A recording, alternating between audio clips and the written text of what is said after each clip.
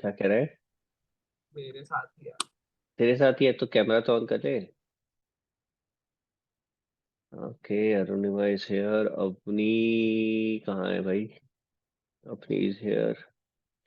परीक्षा is here. प्रथम, Pratyush, Cecily is here. Samiksha is here. Shakun is here. Snigdha, I can't see Snigdha. Okay. Tanisha, okay, and Vrinda, good. So Snigdha is not here.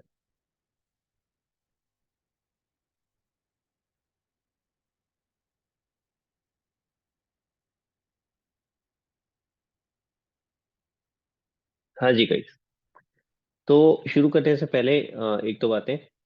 एक तो मुझे आप लोग याद दिलाना, समीक्षा नोट कर लें कि रेशियोज में आई थिंक तीन चार रेशियोज रह गई हैं जो आपकी इस साल इंट्रोड्यूस हुई थी, क्योंकि मैंने आपको वीडियो शेयर करे थे तो उसमें वो नहीं होंगी, तो वो तीन चार रेशियोज अपने को अलग से करनी है। उसके फॉर्मूले मुझे आपको बताने हैं, ठीक है?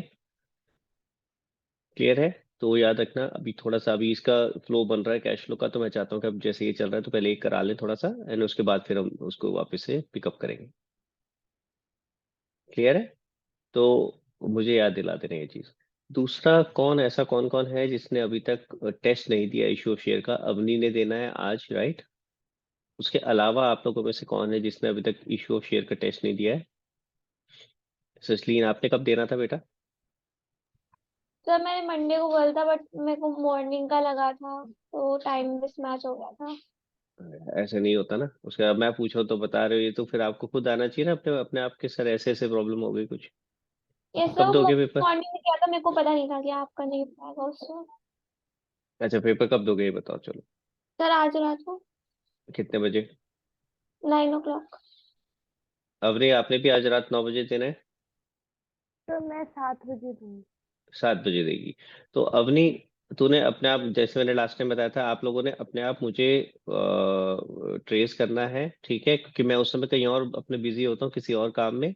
तो अगर बाय चांस मैं आप लोगों को मैसेज, आपको पेपर नहीं भेजता, आपका मैसेज नहीं देखता, तो प्लीज मुझे कॉल कर लिया करो ऐसे टाइम पे, ठीक है?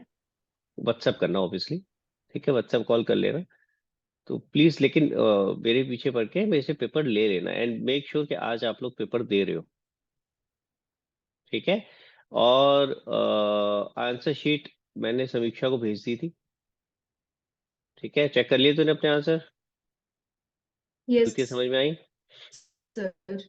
और किसी को चाहिए तो बता देना मेरे को। यस सर, सचलीन और सर है ही अवनी के नहीं अलावा गलती, सारे सही है। सारे सही है? अरे वाह, बहुत ही बढ़िया, वेरी गुड। हाँ परीक्षा, सर आंसर शीट भेज दीजिएगा। ठीक है, मैं भेज दूंगा। मेरे को मैसेज डाल देना जिस चीज को चाहिए, मेरे को एक मैसेज डाल देना, ठीक है? ताकि मुझे याद रहेगा क्लास के बाद, ठीक है? हाँ जी। तो दो चीजें ये हो गई। तीसरी बात, तीसरी बात क्या थी? हाँ, मेरे पास सिर्फ दो या तीन बच्चों के आंसर्स आए हैं भाई। बाकी लोग कहाँ हैं? क्या भूल जाती हो क्या कि आंसर्स भेजने होते हैं? हाँ जी। किए हैं नहीं किए हैं क्वेश्चंस? कौन कौन ऐसा है जिसने क्वेश्चंस नहीं करे हैं? तो इशू ऑफ डिबेंचर की कहाँ से आंसर शीट मांग रही है वृंदा? तो क्वेश्चन पेपर तो लेने दे पहले।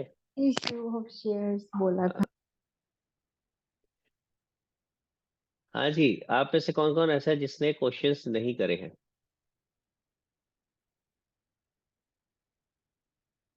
सबने करे हैं? तो मेरे पास सबके तो आई नहीं भाई आंसर शीट। आंसर शीट कह रहा हूँ, अपना पीडीएफ। कौन, अच्छा ऐसा कौन कौन है जिसने पीडीएफ नहीं भेजा? फिर अब हाथ खड़ा कर लो। पहले प्रथम का हाथ खड़ा होगा। होगा प्रथम का हाथ खड़ा? कहाँ है प्रथम? हाँ ठीक है सर, मैं अभी भेजने वाला था। बोल प्रथम, बोलना। मैं अभी करने वाला था। बोल। हर बार ऐसे ही करता है। हाँ सर। हाँ सर। भाई मेरे, क्यों चेंज नहीं कर सकते ये आदत? छोटी सी आदत चेंज कर ले मेरे भाई। Avani, yes sir. Not fair बेटा। हर बार नहीं करवाया करो बेटा। सर आज तो कुछ था ही नहीं बीच में को। क्या नहीं था? तो था ही नहीं कुछ भेजने को, 4 क्वेश्चन बड़े आसान थे सर, उसमें तो हाँ एक तो ही जो था आसान थे लिखना। तो उनका आंसर तो भेज, ये क्या बात हुई यार, कुछ सही नहीं। अच्छा मतलब अगर तेरे को आता है, तूने कर लिया, तो वो भेजने लायक नहीं है? हे भगवान, मुझे कैसे पता चलेगा कि हाँ वो तेरे को आता था या नहीं आता था? आता था सर, हो गया था। तो बेटा भेजा करो, ऐसे नहीं करा करो, मुझे ये देखना होता है आपने क्या आंसर लिखा है, कैसे लिखा है। ठीक है? ठीक है। प्लीज जो भी मैं जब आपको होमवर्क देता हूँ तो प्लीज उसको भेजा करो करने के बाद। हाँ जी समीक्षा। सर मैंने तो बुक में ही कर लिए थे, मतलब नहीं ये तो नोटबुक में बिल्कुल ही नहीं। गलत है यार, एग्जाम में भी ऐसी करके आएगी क्वेश्चन पेपर के ऊपर, ये क्या बात सर हुई यार? मतलब एग्जाम हाँ हाँ चल हाँ रहे हैं हाँ हाँ। करीब boards, यार इसलिए। मतलब 4 क्वेश्चन दिए थे, छोटे छोटे से, उतना मतलब हर चीज में कंजूसी, गलत बात, ऐसे नहीं करो भाई। अच्छा चलो जल्दी से अब आगे बढ़ते हैं, और प्लीज आगे से ऐसे नहीं करना है। एक काम और नोट कर ले समीक्षा, एक मुझे अभी मैसेज करियो क्लास के बाद, कैश फ्लो स्टेटमेंट के नोट्स देने हैं तुम्हें। ठीक है, नोट्स मतलब फॉर्मेट देना है, कैश फ्लो स्टेटमेंट का फॉर्मेट, तो याद दिला देना। ठीक है, नोट्स जब चैप्टर खत्म होगा उसके बाद शेयर करूंगा। ठीक है? हाँ जी। अब देखो ध्यान से देखो, कल हम लोगों ने सीखा था कैश फ्लो स्टेटमेंट में क्या क्या होता है। Cash flow from operating activity, cash flow from investing activity and cash flow from financing activity. Screen पे दिख रहा है बड़ा छोटा छोटा चीटियों जैसा, दिख रहा है? हाँ चलो, हाँ वृंदा क्या कहना चाह रही है, बोल। सर एक डाउट था। अब लूंगा लूंगा, अभी रुक जा, पहले पहले एक बार मैं जो बता रहा हूँ वो तो पूरा करने दे। और आज डिस्कस करेंगे समीक्षा के साथ, तो समीक्षा अपना हैंड रेस कर ले। ठीक है? हाँ जी। तो हमने 3 एक्टिविटी समझी थी, ऑपरेटिंग, इन्वेस्टिंग एंड फाइनेंसिंग। तो मोटा मोटा हमने कहा था कि जितनी भी बिजनेस की एक्टिविटीज हैं हम उनको 3 पार्ट्स में डिवाइड कर देते हैं, या तो वो ऑपरेटिंग एक्टिविटी होगी या फाइनेंसिंग होगी, सॉरी ऑपरेटिंग होगी या इन्वेस्टिंग होगी या फाइनेंसिंग होगी। ठीक है? या फिर एक और चीज हो सकती है, एक और क्या हो सकता है, cash flow, cash and cash equivalent. फिर से रिपीट करता हूँ, 3 एक्टिविटी तो हो ही सकती है, या तो ऑपरेटिंग, फाइनेंसिंग या इन्वेस्टिंग, इन तीनों में से एक हो सकती है। या फिर किसका पार्ट हो सकता है, कैश एंड कैश इक्विवेलेंट का। जैसे अगर मैं कैश की बात करता हूँ या बैंक की बात करता हूँ। ठीक है? अगर सपोज करो मैंने बोला, मैं एग्जांपल ले रहा हूँ, ठीक है, सोच के बताना समीक्षा, कौन सी एक्टिविटी है बताना सोच के। Building purchase.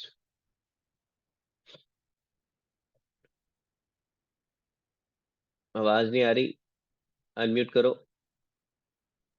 नहीं सर, वो मैं सोच रही थी। अच्छा अच्छा, बोलते बोलते। सर ये तो इन्वेस्टिंग हो गई ना। Investing activity. Raw material purchase.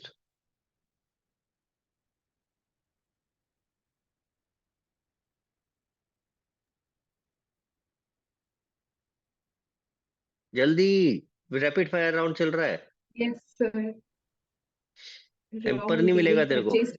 Sir ये उसमें, ये फर्स्ट वाली में कौन सी थी? ये कौन सी है ऑपरेटिंग में? कैश आउटफ्लो नाम याद उसमें होना चाहिए आएगी। तेरे को। हाँ, शेयर्स परचेज्ड, ये इन्वेस्टिंग। Shares issued.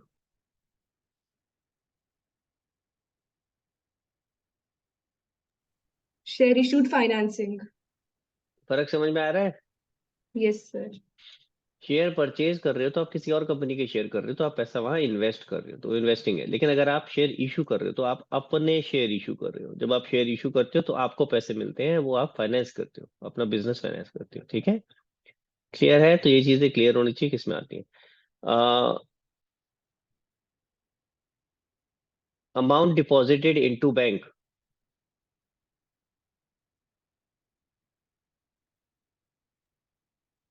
सर ये इन्वेस्टिंग में इंटरेस्ट।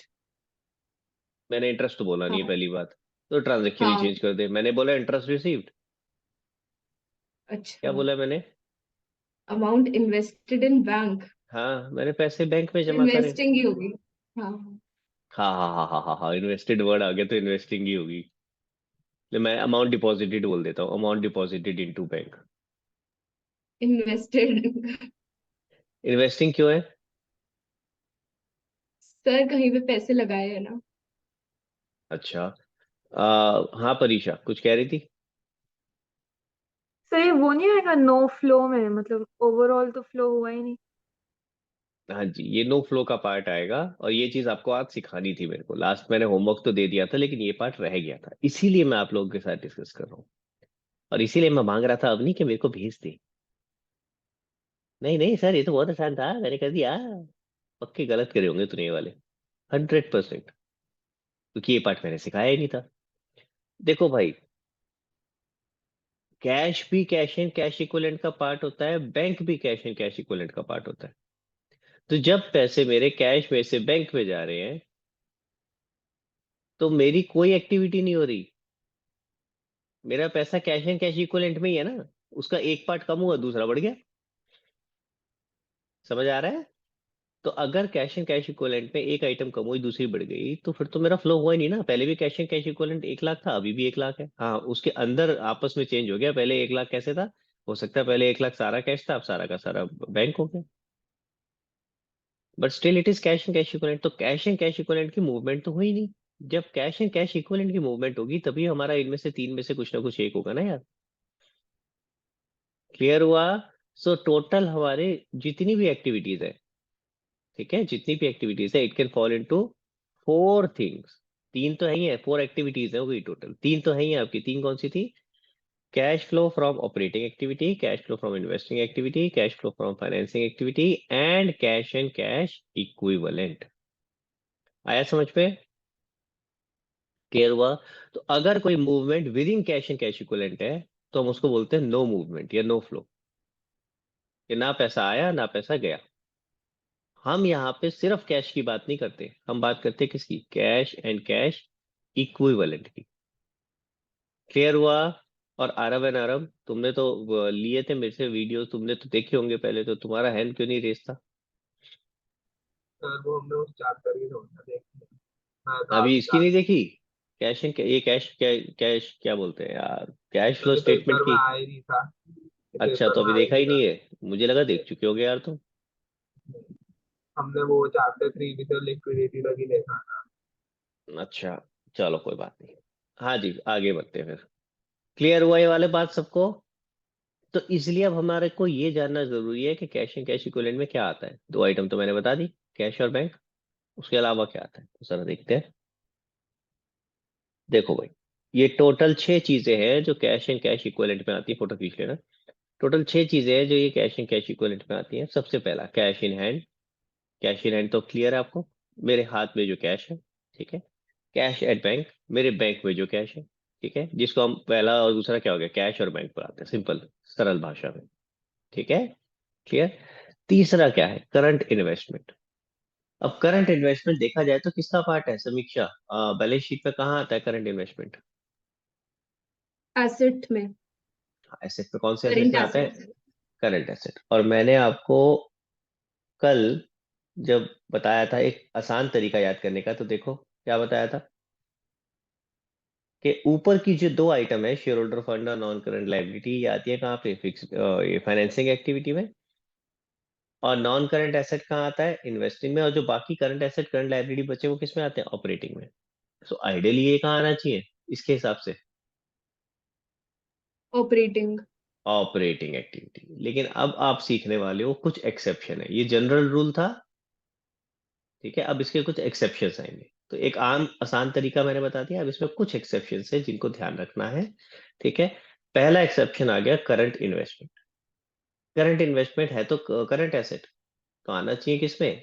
आपका ऑपरेटिंग एक्टिविटी में। अगर ऐसे देखा जाए तो कैश और बैंक भी तो करंट एसेट है, तो वो भी ऑपरेटिंग एक्टिविटी में आने चाहिए। लेकिन ये स्पेसिफिकली कहाँ आते हैं? कैश एंड कैश इक्विवेलेंट में। करंट एसेट को भी कैश एंड कैश इक्विवेलेंट माना जाता है। क्या होता है cash and cash equivalent? Cash तो समझ में आता है, कैश मतलब कैश, उसको मैं क्या समझाऊं भाई, करेंसी। ठीक है। कैश इक्विवेलेंट का मतलब होता है एनी एसेट, ध्यान से सुनना, any asset which can be readily converted into cash, यानी उसको हम कभी भी हाथ के हाथ कैश में कन्वर्ट कर सकते हैं, without significant loss in value. यानी जिसमें जब हम कन्वर्ट करें, एक तो कभी भी कन्वर्ट कर सकते हैं, पहली क्वालिटी क्या होगी, कभी भी कन्वर्ट कर सकते हैं। दूसरा, without significant loss in value. इसका मतलब क्या हुआ कि अगर कोई 100 रुपए की चीज है तो आप कर, ये तो नहीं है कि कन्वर्ट तो कर सकते हो, लेकिन 100 रुपए की चीज में पता चले आज मिल रहे हैं 40 रुपए, 60 रुपए का नुकसान हो गया, तो फिर ये कैश इन कैश इक्विवेलेंट नहीं हुआ भाई। ठीक है, लेकिन अगर 100 रुपए की चीज है और आप उसको रेडिली कन्वर्ट कर सकते हो, लेट से 99, 98, 96, ठीक है, यानी आपका फिर थोड़ा बहुत ऊपर नीचे हो सकता है हो, लेकिन ज्यादा फर्क नहीं आ, तो आप उसको बोल दोगे क्या, कैश इक्विवेलेंट, कि हाँ ये कैश के बराबर जैसी आइटम है। इक्विवेलेंट का मतलब कैश के जैसी, कि आप इसको कभी भी रेडिली कन्वर्ट कर सकते हो कैश में और कोई खास नुकसान नहीं होगा। हो सकता है फायदा भी हो, बट अगर नुकसान भी हो तो कोई खास नुकसान नहीं होगा। समझ में आई मेरी बात? क्लियर? स्टॉक क्या ये कैश इक्विवेलेंट है? Answer is no. पहली चीज, एक तो रेडिली नहीं, जरूरी नहीं है कि बिक जाए। और फिर आप लेके बैठे हो भाई मेरा माल बिक जाए, कोई खरीदने को तैयार नहीं, तो क्या करोगे आप? तो बहुत मुश्किल है। हाँ, फिर आप क्या करोगे, आप ऑफर्स दोगे। फिर आप ऑफर्स दोगे तो फिर वो आप लॉस में चले जाओगे। तो आप जो आप हम बात कर रहे हैं कि सिग्निफिकेंट लॉस इन वैल्यू ना हो, वो तो नहीं पूरा हो पाएगा। तो इसलिए ये चीजें आपकी कैश इक्विवेलेंट नहीं होती। समझ में आया? स्टॉक आपका कैश इक्विवेलेंट नहीं हुआ। लॉजिक समझ आया क्यों? अब करंट इन्वेस्टमेंट देखा जाए तो हो सकता है रिडीली बिक सकती हो सकता है नहीं बिक सकती हो, without significant loss in value, है ना? हो सकता है भाई, ऐसा आपने मान लो फॉर एग्जांपल मैंने शेयर्स में इन्वेस्ट किया। अब शेयर्स में इन्वेस्ट किया, लेट से मैंने सोचा था कि शॉर्ट टर्म में बेच दूंगा अगले कुछ 2-3 महीनों में, 4 महीनों में, तो क्या हो गया, शॉर्ट टर्म ही हुआ ना। या अगर मैं विद इन 12 मंथ्स भी इंटेंशन रख रहा हूँ बेचने की, तो it is short term. Clear? ठीक है। बट अगर मैं इमीडिएटली आज मुझसे कोई कहे आज बेच दो, तो भाई अगर आज बेचूंगा तो हो सकता है मार्केट डाउन होगी तो मेरे को तो नुकसान हो जाएगा, और हो सकता है सब्सटेंशियल नुकसान भी हो जाए। तो इसीलिए क्या ये रेडीली बिक सकता है? Answer is no. Without significant loss in value? Answer is no. तो उस हिसाब से तो कैश इक्विवेलेंट में नहीं आना चाहिए, लेकिन हमने तो लिखा हुआ है कैश इक्विवेलेंट में। हमने लिखा है यहाँ पे इसलिए कि हम यहाँ अज्यूम करके चलते हैं कि ये जितनी भी करंट इन्वेस्टमेंट है, ये हम मान के चलते हैं कैश इक्विवेलेंट है। Practically it might be, it might not be. समझ में आ रही है मेरी बात? प्रैक्टिकली आपको एक एक आइटम को देखना पड़ता है कि क्या ये कैश इक्विवेलेंट में फॉल करेगा या नहीं करेगा। लेकिन हमारे स्टडीज के पॉइंट ऑफ व्यू से हम ये अज्यूम करके चलते हैं कि जितनी भी करंट इन्वेस्टमेंट है these are all cash equivalent. ठीक है? क्लियर हुआ? मैं आपको लॉजिक समझा रहा हूँ, नहीं तो लोग बताते हैं बस ये 6 आइटम इसके अंदर है रट लो। नहीं, रटो नहीं, लॉजिक के साथ समझो। क्लियर है? तो हम क्या क्या चीजें बोल रहे हैं कैश इक्विवेलेंट में? अभी तक क्या क्या हुआ, कैश, बैंक, करंट इन्वेस्टमेंट। तो आपके पर्पस के लिए आप ध्यान रखोगे कि करंट इन्वेस्टमेंट को क्या लेके चलोगे, कैश इक्विवेलेंट। ठीक है? तो अगर कल को आता है परचेज ऑफ करंट इन्वेस्टमेंट, तो कौन सी एक्टिविटी में जाएगा Samiksha? Cash and cash equivalent. Activity क्या बोलोगे? कैश इनफ्लो हुआ, कैश आउटफ्लो हुआ, क्या हुआ? No flow. No flow. Very good. Flow अगर आपसे पूछा जाए क्या फ्लो है, तो नो फ्लो, क्योंकि एक कैश एंड कैश इक्विवेलेंट कम हुआ, दूसरा बढ़ गया। ठीक है? समझ में आई बात? इसको प्लीज इन्वेस्टिंग में मत लेके चले जाना। समझ में आया? ठीक है? तो ये आपका कहाँ पे आएगा, कैश एंड कैश इक्विवेलेंट में। ये हम अज्यूम करके चल रहे हैं। अगला, मार्केटेबल सिक्योरिटीज। इसको क्या हो गया, ईएस कहाँ चला गया? हाँ जी, मार्केटेबल सिक्योरिटीज। अब ये क्या है? ये आगे जितनी भी चीजें पढ़ रहे हैं ना, marketable security, treasury bill, commercial paper, ये भी एक तरह की इन्वेस्टमेंट्स ही हैं। यानी ये एक तरह से देखा जाए तो करंट इन्वेस्टमेंट्स का ही पार्ट है। लेकिन इसको अलग से मैंने फिर क्यों लिखा, क्योंकि क्वेश्चन में अलग से लिखा आ सकता है। जरूरी नहीं कि करंट इन्वेस्टमेंट लिखा है, हो सकता है मार्केटेबल सिक्योरिटी लिखा आ जाए, फिर आप कंफ्यूज हो जाओगे ये क्या आ गया भाई। ठीक है? तो इसीलिए ये तीनों चीजें अलग से लिखी हुई हैं, कि अगर ये अलग से भी लिखी आ जाए then also it becomes a part of cash and cash equivalent. अब होता क्या है, मार्केटेबल सिक्योरिटी नाम से ही पता चल रहा है, ऐसी सिक्योरिटीज जिनको आप कभी भी मार्केट में बेच सकते हो, जिनकी रेडी मार्केट है। ठीक है? क्लियर? यानी जिनमें ज्यादा फ्लक्चुएशंस नहीं होते, ज्यादा प्रॉफिट लॉस का फ्लक्चुएशन नहीं होता, तो ऐसी चीज, ऐसी सिक्योरिटी जिनको रेडीली आप मार्केट में बेच सकते हो without much fluctuation in value. Clear हुआ? समझ आया? ठीक है, तो इसको भी हम क्या मान के चलते हैं, कैश इक्विवेलेंट। अगला ट्रेजरी बिल। ट्रेजरी बिल और कमर्शियल पेपर, ये दो चीजें ऐसी हैं जो सरकार इशू करती है, गवर्नमेंट इशू करती है। ठीक है, तो अगर गवर्नमेंट की तरफ से कुछ इशू है तो वो वैसे ही स्टेबल है, उसका प्राइस बहुत ज्यादा फ्लक्चुएट नहीं करता। क्लियर हो गया? तो ये दोनों चीजें, दोनों इंस्ट्रूमेंट्स ऐसे हैं जो गवर्नमेंट इशू करती है, और ये भी कैश इक्विवेलेंट के बराबर माने जाते हैं। तो अगर मेरे पास कमर्शियल पेपर है तो मैं उसको मार्केट में रेडीली बेच सकता हूँ, और मैं रेडीली कैश अवेल कर सकता हूँ without much fluctuation in the value. समझ में आया मेरी बात? ठीक है, तो ये 6 चीजें याद रखनी है: cash, bank, current investment, treasury bill, marketable security and commercial paper. ये 6 चीजें क्या है हमारी, कैश एंड कैश इक्विवेलेंट। समझ आ गया समीक्षा? अगर सर कोई भी, लेकिन हाँ, ट्रेजरी बिल तो मार्केटेबल सिक्योरिटी के अंदर ही आता है ना? तो मैंने अभी क्या बोला, ये तीनों चीजें, हाँ। Marketable security, treasury bill, commercial paper, ऐसे तो करंट इन्वेस्टमेंट के अंदर आ जाएगा। तो ओके फिर मैं सर। तीनों लिख ही क्यों रहा हूँ? मैंने बताया ये वाला, मैं तीनों लिख ही क्यों रहा हूँ? ये तीनों इसलिए लिखे हैं कि क्वेश्चन में जरूरी नहीं है ना करंट इन्वेस्टमेंट लिखा है, हो सकता है सिर्फ मार्केटेबल सिक्योरिटी आ जाए, हो सकता है सिर्फ ट्रेजरी बिल आ जाए। तो आपको पता रहे कि ये चीजें, कोई भी इनमें से कुछ भी नाम लिखा है, ये सब किसका पार्ट है। Cash and cash equivalent. हाँ जी। हाँ, लेकिन क्वेश्चन में ऐसे नहीं आएगा करंट इन्वेस्टमेंट भी लिखा है, मार्केटेबल सिक्योरिटी भी लिखा है, ऐसा आना नहीं चाहिए। ठीक है, क्योंकि वो उसी का पार्ट हो जाता है। क्लियर हो गया? चल सकते हैं आगे? तो आपको कैश एंड कैश इक्विवेलेंट समझ में आ गया। अब वृंदा सवाल पूछो, वृंदा का कुछ सवाल था, पूछे जरा, देखिए जरा क्या सवाल था। सर मुझे तो proceeds from issue of debenture पूछना है, वो क्या होता है? इसका मतलब क्या हुआ, मतलब बताओ। सर वही तो पूछ रही हूँ, प्रोसीड्स फ्रॉम अरे हिंदी इशू में ऑफ। पूछ रहा हूँ, हिंदी में पता है, नहीं पता? नहीं पता। इशू ऑफ डिबेंचर अगर आता सिर्फ, तो इन्वेस्टिंग हो गई। ही। अबनी, इशू ऑफ डिबेंचर क्या होगा? तो फाइनेंसिंग एक्टिविटी। अबनी कह दिया तो बहुत आसान है। देख गलतियां हो रही है ना, देख।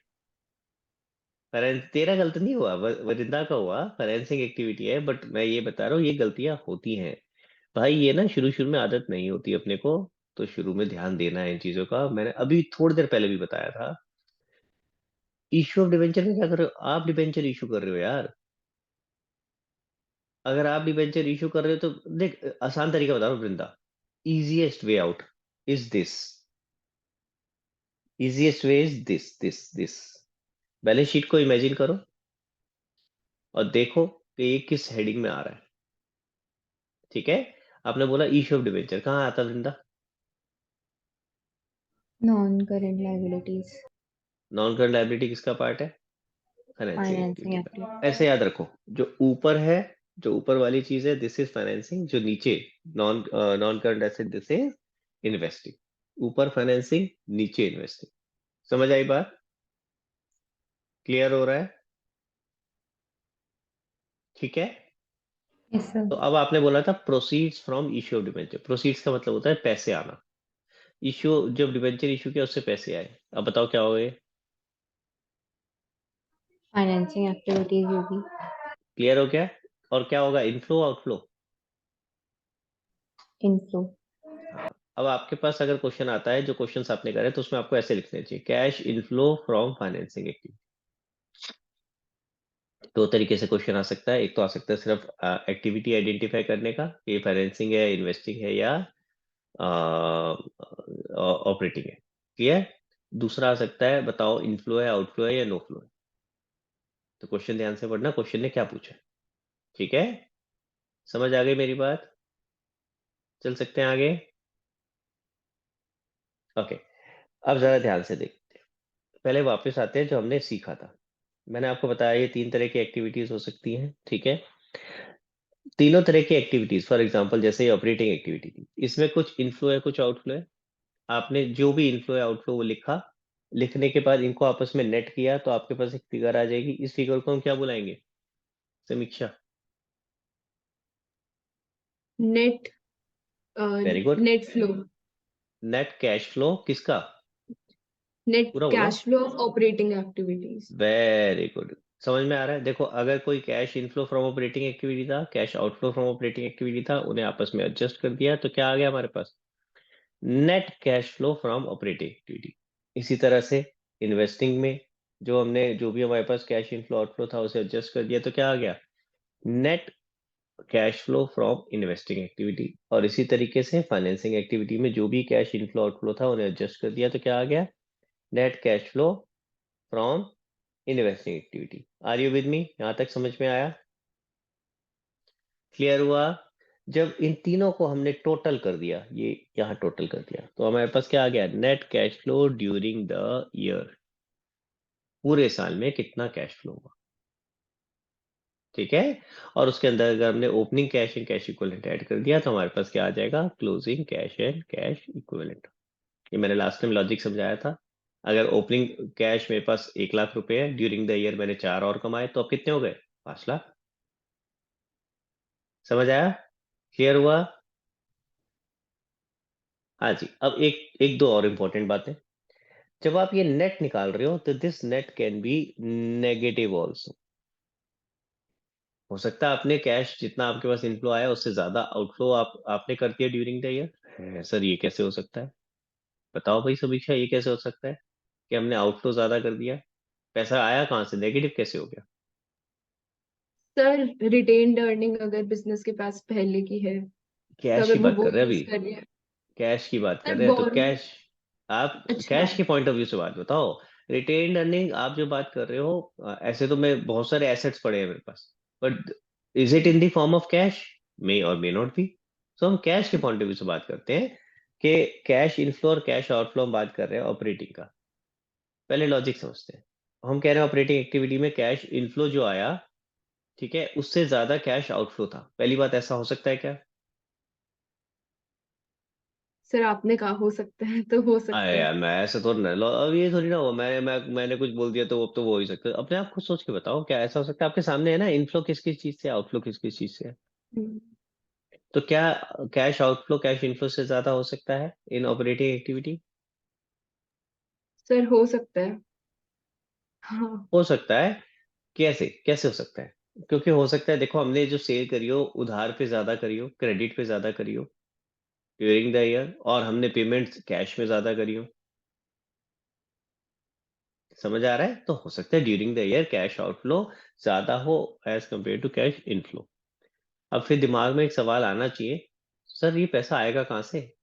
आप कह रहे हो पैसा आया 100 रुपए और पैसा पे किया 110 रुपए। वो 10 रुपए एक्स्ट्रा पे कैसे करेंगे हम? ये तो नेगेटिव हो गया ना हमारा, कि हमारा नेट हम निकाल रहे हैं तो नेगेटिव हो गया। नेट नेगेटिव कैसे हो सकता है? 10 रुपए एक्स्ट्रा कहाँ से आएंगे?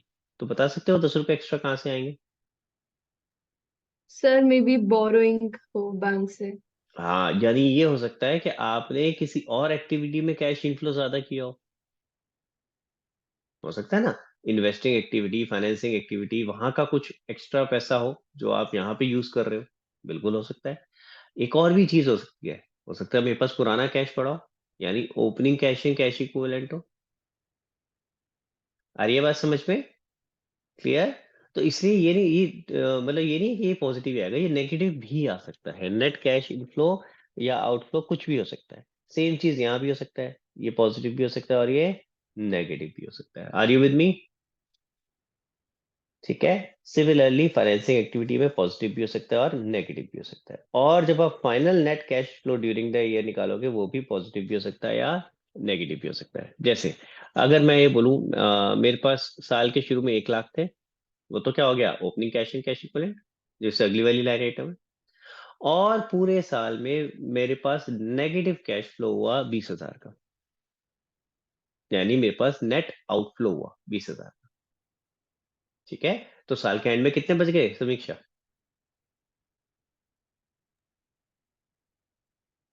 नेगेटिव 20,000 हुआ ना। हाँ जी।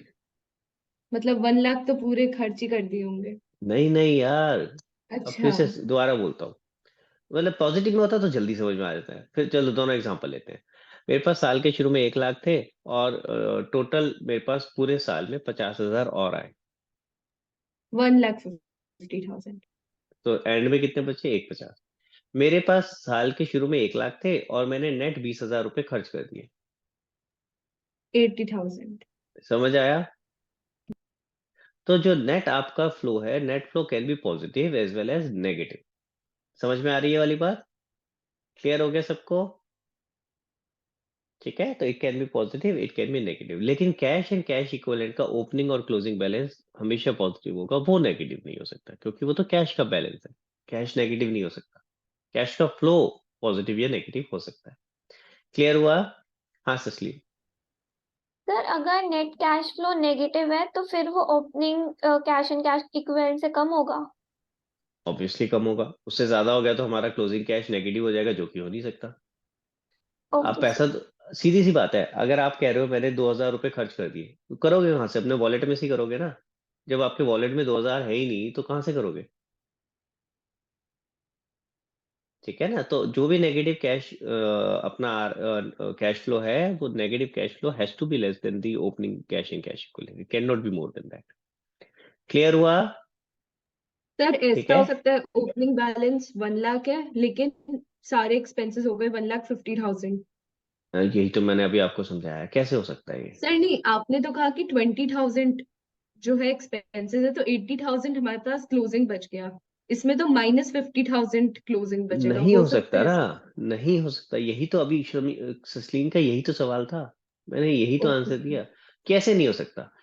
सिंपल सी चीज है बेटा, अगर आपके पर्स में 1,000 रुपए पड़े हैं, तो क्या आप 1,200 रुपये खर्च करके आ सकते हो? 1,200 रुपये पे करके, खर्च इन द सेंस पे करके आ सकते हो? नहीं पे कर सकते ना, जब है ही नहीं तो कहाँ से पे करोगे? You can only pay up to 1,000 rupees, so it can not be more than the opening cash and cash equal. आप 1,200 का सामान खरीद के ला सकते हो, 200 रुपये उधार करके आ सकते हो, लेकिन फिर वो कैश एंड कैश इक्वलेंट में नहीं आएगा ना। आपने पे तो किया ही नहीं 200 रुपये। समझ आई मेरी बात? क्लियर? तो आप जो पेमेंट कर रहे हो, हम सिर्फ उस पर फोकस कर रहे हैं, जो पैसे रिसीव कर रहे हो उस पर फोकस कर रहे हैं। It can not be more then cash in cash equivalent. Clear? समझ आ गई बात? तो आपको कैश फ्लो स्टेटमेंट दिखाई दे रही है कैसे बनेगी? कैसे बनती है? सबसे पहले आप cash flow from operating activities लिखते हो, उसमें उसका कैश इनफ्लो एंड आउटफ्लो लिखते हो, फिर उसका नेट आ जाता है। ठीक है, कि ऑपरेटिंग एक्टिविटी का नेट कैश फ्लो क्या है। उसके बाद फिर आप इन्वेस्टिंग एक्टिविटी लिखते हो। अच्छा, ये ऑर्डर इंपॉर्टेंट है, याद रखना है, इसी ऑर्डर में हमें लिखना है, ऊपर नीचे नहीं कर सकते। ये नहीं कि पहले फाइनेंसिंग लिख दिया, फिर इन्वेस्टिंग लिख दिया, फिर ऑपरेटिंग लिख दिया, नहीं, जिस ऑर्डर में लिखा है उसी ऑर्डर में लिखना है। तो पहले ऑपरेटिंग एक्टिविटी का नेट आ गया, फिर फाइनेंसिंग, सॉरी, इन्वेस्टिंग का नेट आ गया, फिर फाइनेंसिंग का नेट, एंड देन उसके बाद तीनों को टोटल किया तो net cash flow during the year आ गया। अगर इसमें कैश कैश इक्विवेलेंट का ओपनिंग ऐड करेंगे तो क्या आ जाएगा?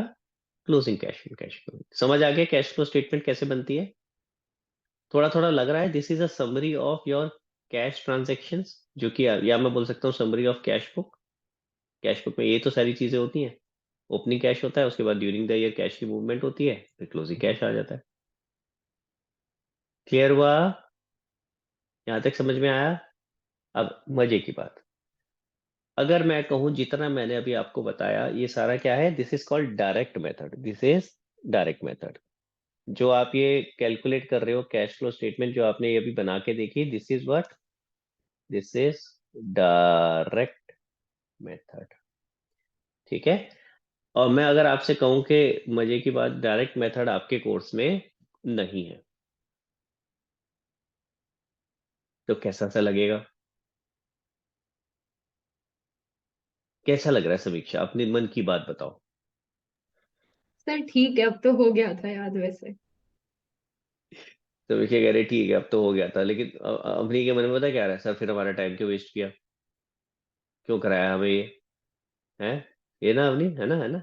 क्यों क्यों कराया, क्यों ये बताओ? एक क्लास खराब कर दी है हमारी, है? इतना दिमाग लगाया हमने, सब कुछ करने के बाद कोई बोल दे कि ये नहीं, इसका यूज नहीं है। मैंने ये नहीं बोला इसका यूज नहीं है, ध्यान से सुना, मैंने क्या कहा, डायरेक्ट मेथड आपके कोर्स में नहीं है। आपके कोर्स में कौन सा है? Indirect method. इनडायरेक्ट मेथड में सिर्फ एक चेंज है, क्या? जो ये पहला वाला पार्ट है ना, operating activity, this part, this is to be done in a different manner, ये अलग तरीके से कैलकुलेट होगा। जो उसके नीचे सारा कुछ है ना वो सारा सेम है, यानी आप इन्वेस्टिंग एक्टिविटी वैसे ही निकालोगे, cash flow from financing activity वैसे ही निकालोगे, उसको टोटल करोगे इन सबको, फिर आपका वही आएगा net cash flow during the year, फिर उसमें opening cash and cash equivalent add करोगे तो क्या आ जाएगा, closing cash and cash equivalent. तो बाकी सारा सेम है, सिर्फ ये जो पार्ट है वो डिफरेंट है। तो इसलिए पहली चीज, ऐसा नहीं है कि हमने कुछ टाइम वेस्ट किया, नंबर 1। नंबर 2, बिना इसको समझे आप इनडायरेक्ट मेथड नहीं समझ सकते। ठीक है, रट सकते हो, मैं रटवा सकता हूँ, अरे इसको ऐसे याद कर लो, ये चीजें आएगी आएगी आएगी, बस खत्म, लॉजिक नहीं समझ में आएगा। तो अगर आपको समझना है तो उसके लिए पहले आपको डायरेक्ट मेथड समझना जरूरी था। क्लियर है, समझ आई? तीसरी बात, चाहे ये हमारे पेपर में नहीं आ रहा है, लेकिन ये हमारे वाइवा में पूछा जा सकता है। ठीक है, अगर कल को वो पूछेगा बताओ cash flow from operating activity में क्या आता है, तो अगर आपने डायरेक्ट मेथड नहीं किया तो आपको पता ही नहीं होगा, क्योंकि इनडायरेक्ट मेथड में तो आप रिवर्स कैलकुलेशन करोगे, तो वहां से तो समझ में आएगा ही नहीं कि क्या आता है। वो कहाँ से समझ आएगा, यहीं से समझ आएगा। क्या बोलोगे, receive from debtor, payment to creditor, cash sale, cash purchase, payment of expenses. समझ में आ रही है मेरी बात? क्लियर है?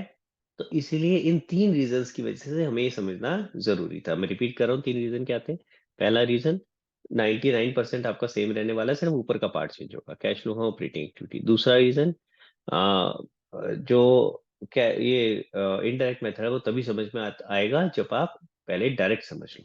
और तीसरा रीजन, डायरेक्ट मेथड हमारे डायरेक्टली यूज होगा वाइवा में, जो आपका जब सवाल पूछे जाते हैं तो उसमें पूछा जाता है ऑपरेटिंग एक्टिविटी में क्या आता है। क्लियर हुआ? तो इसलिए वेस्ट नहीं किया हमने, टाइम यूटिलाइज किया है। अब जरा इनडायरेक्ट मेथड पे आ जाते हैं, इनडायरेक्ट मेथड कैसे है। ठीक है, आ जाओ भाई। मैंने एक मोटा मोटा सा एक फॉर्मेट बना रखा, ऊपर देखो लिखा भी है इनडायरेक्ट मेथड। ठीक है, हमारे कोर्स में इनडायरेक्ट मेथड ही है। इनडायरेक्ट मेथड होता क्या है और जरूरत क्या है इसकी, तो लॉजिक समझते हैं भाई। देखो, कब बनता है कैश कैश फ्लो स्टेटमेंट, समीक्षा? at the end of year.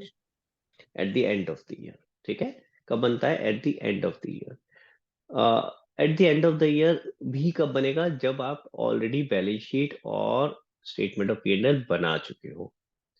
ठीक है, तो आप पहले ये दोनों चीजें बनाते हो, उसके बाद आप कैश फ्लो स्टेटमेंट बनाते हो। तो हमारे पास ऑलरेडी बैलेंस शीट और स्टेटमेंट ऑफ P&L अवेलेबल है। तो instead of looking at everything again, अच्छा डेटर से कितने पैसे आए, यहाँ से क्या हुआ, वहां से क्या हुआ, हम सीधा क्या करते हैं, स्टेटमेंट ऑफ P&L से शुरू करते हैं, यानी हम वहां से नेट प्रॉफिट उठाते हैं। समझ आया? और हम कहते हैं इस नेट प्रॉफिट में चेक करते हैं जो आइटम ऑपरेटिंग एक्टिविटी में फॉल नहीं